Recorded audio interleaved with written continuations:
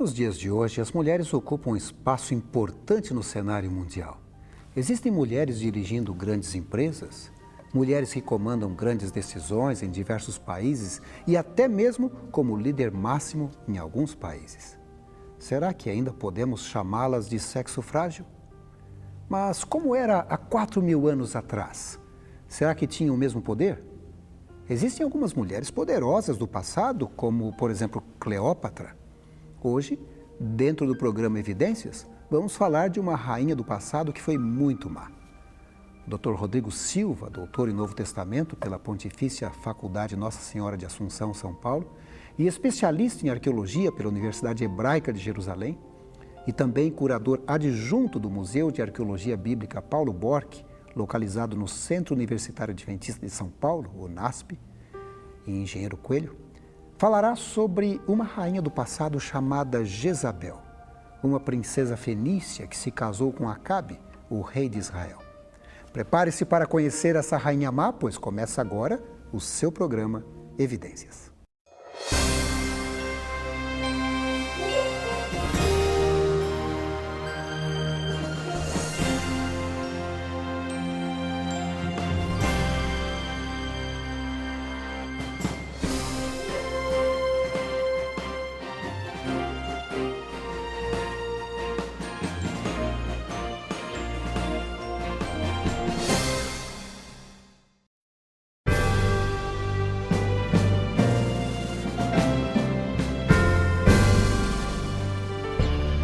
As mulheres nas últimas décadas estão conquistando cada vez mais o seu merecido espaço no mundo da política, dos negócios e da ciência.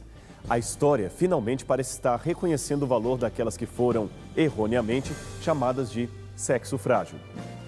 Mas se folhearmos as páginas da história da civilização humana, veremos que a participação ativa de mulheres nos negócios e na política tradicionalmente chamada masculina é muito mais antiga do que imaginávamos.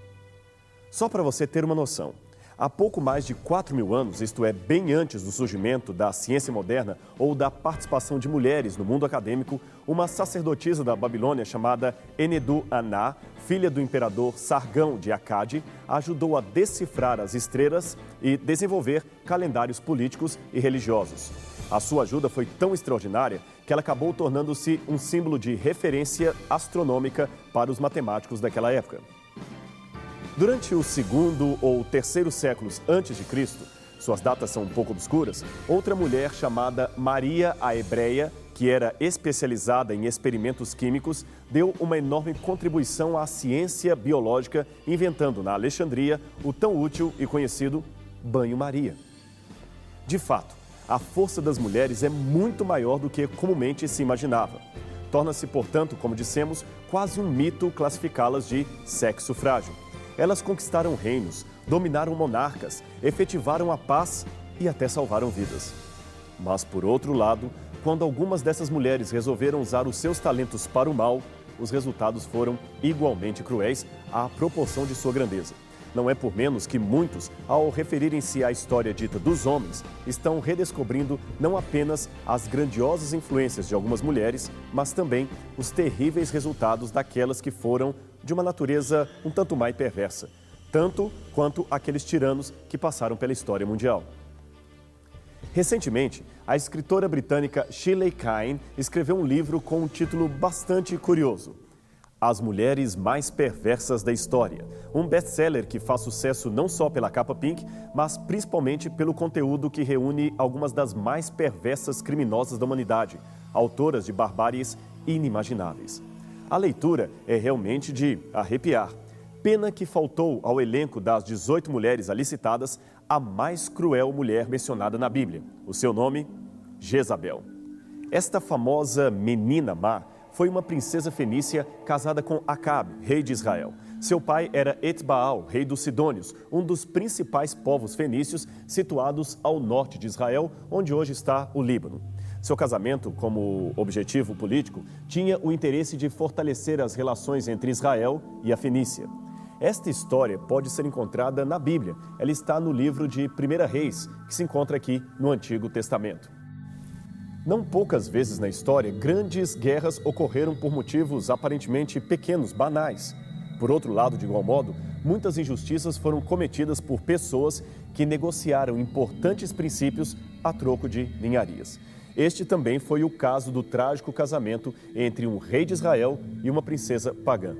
E os objetos dessa intriga são exatamente estes aqui, estes pequenos ídolos originais que você vê. Todos eles foram encontrados em Israel e datam de aproximadamente 870 anos antes de Cristo, o mesmo período em que tiveram lugar as tramas desta história. Vejamos o que poderia ser dito de cada um desses ídolos. Vamos começar por esse primeiro. Ele é feito de ferro, como você pode ver. Ele era Baal, o principal deus dos fenícios. Como você pode ver, ele tem o seu braço quebrado, mas originalmente havia um chicote em sua mão, indicando uma imagem altamente autoritativa. Aliás, como os seus adoradores o enxergavam. Essa estatueta de Baal que você vê em seu vídeo é semelhante à que mostramos e traz o braço erguido num exemplar mais bem preservado. Já este entalhe em pedra, mais completo ainda, mostra em sua mão o chicote ou a vara de disciplinar que acabamos de fazer menção, além de revelar, é claro, mais de perto o seu ar de autoritarismo e despotismo. Em algumas outras representações, Baal segura, além da vara de repressão ou chicote, uma lança, como se estivesse para combater alguém. O uso desses pequenos ídolos como amuleto de proteção e sorte estavam em moda nos dias de Israel, e muitos profetas se levantaram contra este comportamento. Vamos agora conhecer um pouquinho mais de perto o mito por detrás dessa figura de Baal, pois afinal, Jezabel, a personagem principal de nossa trama, era alta sacerdotisa do culto baalístico. Logo, entendê-lo ajudará a compreender o perfil da sua adoradora. Afinal, as pessoas não tendem a ser moralmente melhores que os deuses que elas adoram. Graças aos achados arqueológicos de centenas de placas de barro como esta, hoje decifradas e que foram descobertas em Ugarit e pertenceram originalmente à biblioteca de Hashmira, foi possível decifrar e conhecer muitos dos ritos das religiões cananeias. O culto a Baal, é claro, faz parte desses ritos. A história de Baal, cujo nome completo seria Baal-Hadad, o Senhor das Tempestades, começa com a batalha entre Baal e Yam-Nahar, o deus dos mares e rios. Ela está contada em pequenas tábuas cuneiformes que datam de até 1300 anos antes de Cristo. Baal e Yam viviam ambos com El, o supremo deus cananeu. No conselho de El, Yam exige que Baal lhe seja entregue. Mas durante a batalha, usando duas armas mágicas, Baal derrota Yam e este está para matá-lo quando entra em cena esta outra divindade. O seu nome é Asherah.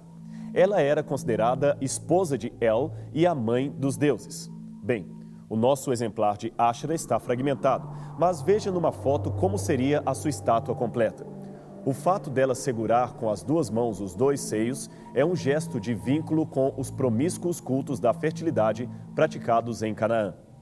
Voltando, pois, à trama, Asherah, esposa de El, diz a Baal que é desonroso matar um prisioneiro. Ele então envergonha-se e poupa Yam. Nesta batalha, Yam-Nahar representa o aspecto hostil dos mares e rios que ameaçam constantemente inundar a terra, enquanto Baal, por sua vez, o deus da tempestade, salva os homens, tornando-se então o senhor da terra novamente útil. Em outra versão, pois havia várias delas, Baal também tem uma esposa chamada Astaroth ou Astarte. Aqui nós temos dois exemplares dessa deusa. Uma na versão persa, onde claramente se vê o gesto de segurar os seios como símbolo de fertilidade. E a outra, é claro, mais simples, em forma de um pingente, em que a pessoa poderia levar pendurado ao pescoço como amuleto de proteção. Tanto Astaroth ou Astarte, quanto a esposa de El, Asherah, são mencionadas na Bíblia Sagrada. E elas também são reconhecidas pelas escavações arqueológicas como espécies de prostitutas celestiais, pois o seu culto envolvia muita orgia e sacrifícios humanos, especialmente de bebês recém-nascidos. Mais à frente, nós voltaremos a falar sobre isso. Numa outra versão, todos esses personagens celestiais são envolvidos numa luta cósmica que até parece ecoar a mesma tradição da Bíblia, em que Yahweh, o Deus de Israel, vence a Satanás, descrito como um monstro ou serpente marinha, chamado em hebraico de Leviatã. ele o lança simbolicamente no mar e faz com que este o engula.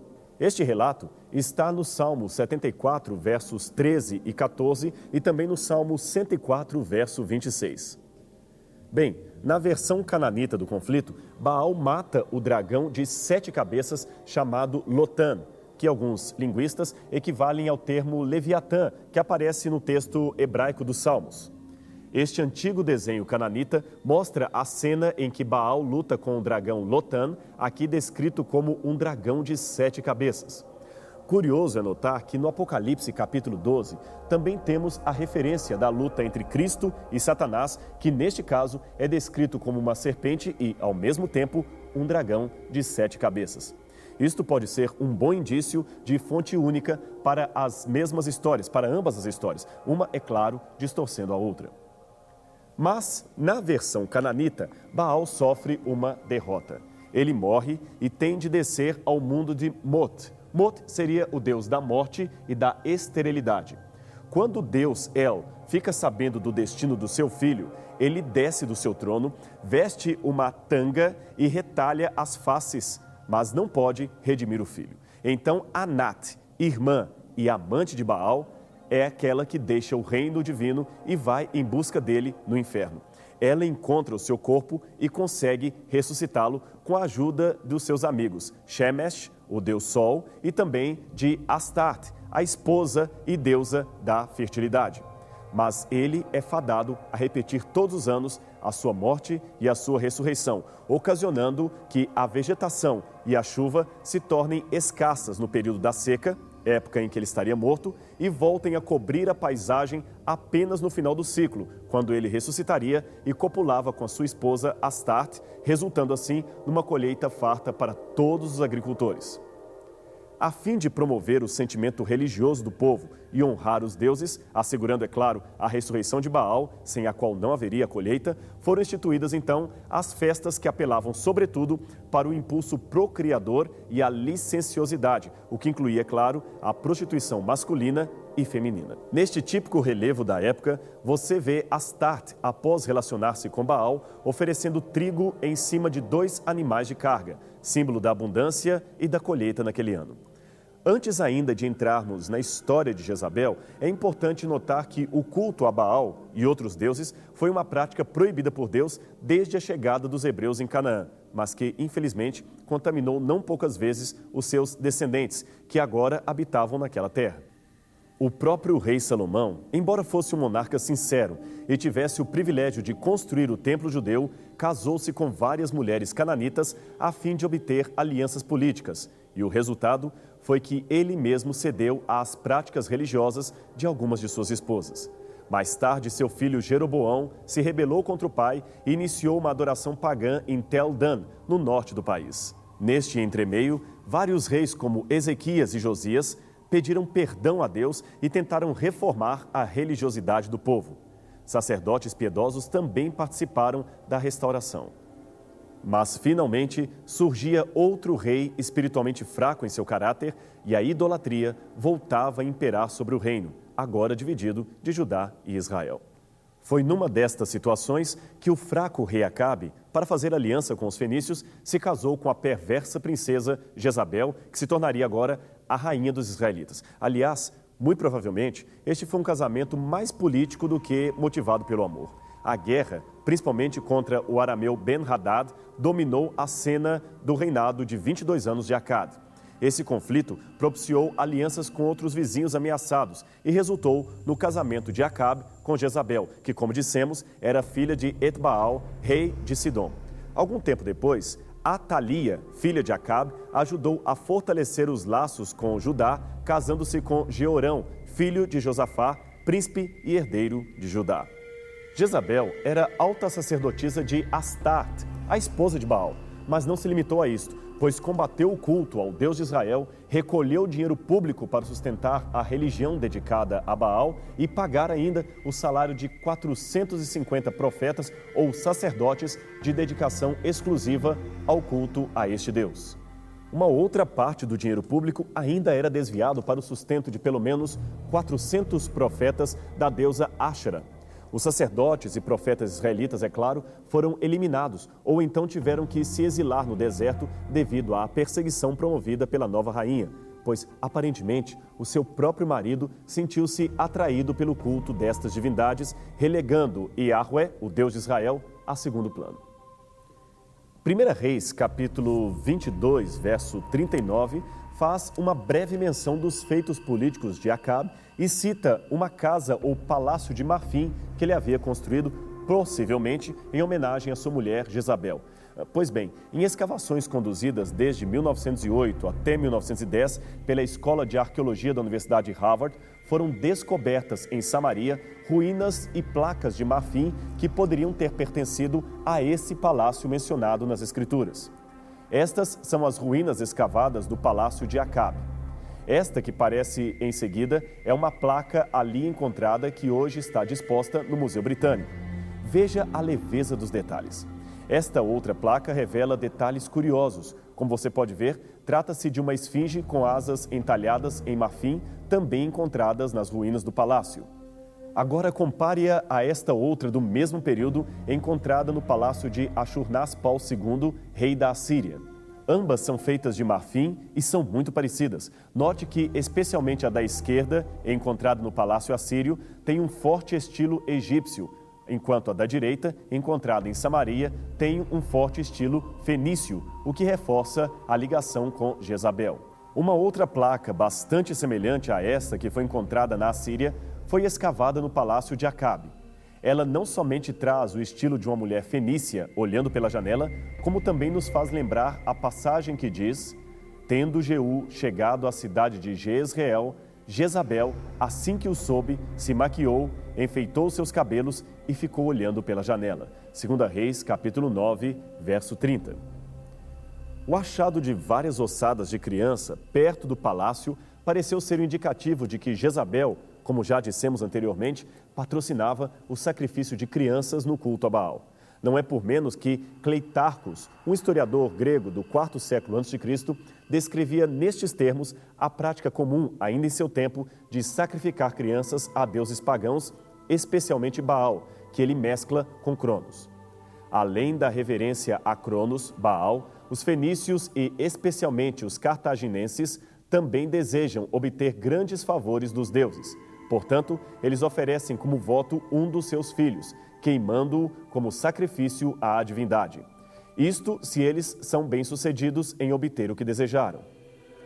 Também no palácio de Acabe foram encontrados 75 cacos de argila com inscrições semelhantes à dos moabitas, onde se lê bilhetes e recibos do dia a dia. Num deles está escrito o seguinte: no 9º ano de Shaftã para Baal-Zamar, uma jarra de vinho fermentado. Noutra, ainda encontramos o seguinte: vinho de qualidade da vinha da colina. Ora, essas inscrições lembram a vinha de Nabod, descrita em 1 Reis, capítulo 21, versos 8 a 16, como um terreno cobiçado por Acabe e que Jezabel, para dar de presente ao marido, mandou que matassem o antigo proprietário. Ela era uma mulher, de fato, sem qualquer escrúpulo em suas ações políticas. Recentemente, um novo achado parece ter trazido novamente Jezabel para o centro dos holofotes arqueológicos. É que há mais ou menos uns 40 anos, este antigo selo real, adquirido no mercado de antiguidades, permaneceu praticamente anônimo na coleção do Museu de Israel, sem um contexto histórico que o identificasse mais de perto. Até que a pesquisadora holandesa Marjo Korpel abriu um debate em torno do objeto ao identificá-lo como pertencente a Jezabel, a rainha má da Bíblia. Alguns arqueólogos israelenses já haviam suspeitado que Jezabel seria a proprietária desse objeto, mas a dificuldade em ser dogmático quanto a isto estava no fato de que o selo, como dissemos, não veio de uma escavação oficialmente aprovada. Pensa-se que o objeto veio de Samaria, do 9º século a.C., antes da era cristã, é claro, e que não poderia saber com certeza aonde ele foi encontrado. Além disto, havia outro problema. A forma como traz o nome Jezabel, embora esteja nitidamente escrito, está incompleta se comparada com a forma do hebraico bíblico. Num artigo publicado na Biblical Archaeology Review, a doutora Korpel defende por que acredita ser este o selo de Jezabel. Primeiro, o tamanho excepcional do artefato. Segundo, sua forma autenticamente real. Terceiro, traços que indicam ter pertencido a uma princesa ou rainha fenícia. Quarto, o estilo da escrita, que parece pertencer ao tempo de Acabe. De fato, esses elementos reduzem, por meio de eliminação, as possibilidades de se tratar de outra proprietária que não Jezabel. E quanto ao nome do proprietário? Bem, observando que há uma parte quebrada no topo do selo, ali Coppel sugeriu que estariam as duas letras faltantes do nome, o Lamed, que significaria pertencente a, e o Aleph, que seria a primeira letra do nome Jezabel em hebraico. O conjunto completo das letras ficaria assim. No topo, o Lamed, que, como dissemos, significa pertencente a. E depois as letras do nome Jezabel em hebraico. O Aleph, sem correspondente em nosso idioma. O Yod, que equivaleria ao Y ou J. O Zain, que seria o nosso Z. O Beit, que corresponderia à letra B. E, finalmente, o Lamed, que no final da palavra seria uma simples equivalência do L. Lembrando que o hebraico antigo não tinha vogais, aqui temos La Jezabel, pertencente a Jezabel. É claro que uma certeza absoluta ainda é algo que não podemos ter quanto a esta identificação, mas as chances científicas da hipótese de Coppel ser realmente correta são muito elevadas. Segundo a Bíblia, a resistência local contra esta política religiosa de Jezabel e o fraco rei Acabe foi liderada pelo profeta Elias. Numa espécie de concurso religioso levado a cabo no Monte Carmelo, Elias derrotou todos os profetas de Baal que morreram, pretendendo desta forma o livro de Reis mostrar que o Deus de Israel era a única divindade digna de adoração. Quando Jezabel soube disto, ficou furiosa, pretendendo mandar matar Elias, que teve que fugir para Judá. Mas o seu fim foi bastante trágico. Um comandante chamado Jeú liderou uma revolta contra a família real, na qual matou o filho de Jezabel, Jorão. Quando Jezabel soube da revolta, pintou os olhos, adornou a cabeça e ficou desafiando ou tentando seduzir Jeú da janela do seu palácio. Este orientou os eunucos da rainha que a jogassem pela janela. Jezabel morreu, tendo seu sangue atingindo as paredes e os cavalos. Uns cães que por ali passavam devoraram o corpo da rainha, que assim selou tristemente os últimos momentos de sua vida. Quando foram sepultá-la, afinal de contas ela era da classe real, os servos do palácio só encontraram o crânio, os pés e a cabeça. Que história macabra, não é mesmo? Talvez alguém pergunte por que a Bíblia preservou um relato assim tão cheio de atrocidades. Talvez para nos alertar que duas coisas muito sérias deveriam ser levadas em consideração. Primeiro, que não é só de alegrias que se vive a história. E segundo, que jamais, nunca devemos desafiar o poder ou a autoridade de Deus. Se assim o fizermos, como Jezabel, até poderemos ter um tempo de aparente vitória. Mas o preço que se pagará no final da jornada é muito amargo e não compensa a rebelião empenhada contra o Altíssimo. Mas, infelizmente, nem todos aprendem com a história. Muitos hoje ainda insistem em caminhar nos passos da rainha rebelde, tentando repetir aquilo que pensam que ela poderia fazer e que com eles haverá maior sorte. Lê do engano. Desafiar o Deus Altíssimo, que tem uma eternidade de poder, é uma atitude que ninguém, em sã consciência, deveria tomar. Portanto, pense nisto hoje e tome as decisões corretas, pois um dia a vida vai lhe cobrar aquilo que você praticou. Pense nisso. Um abraço e até o próximo programa.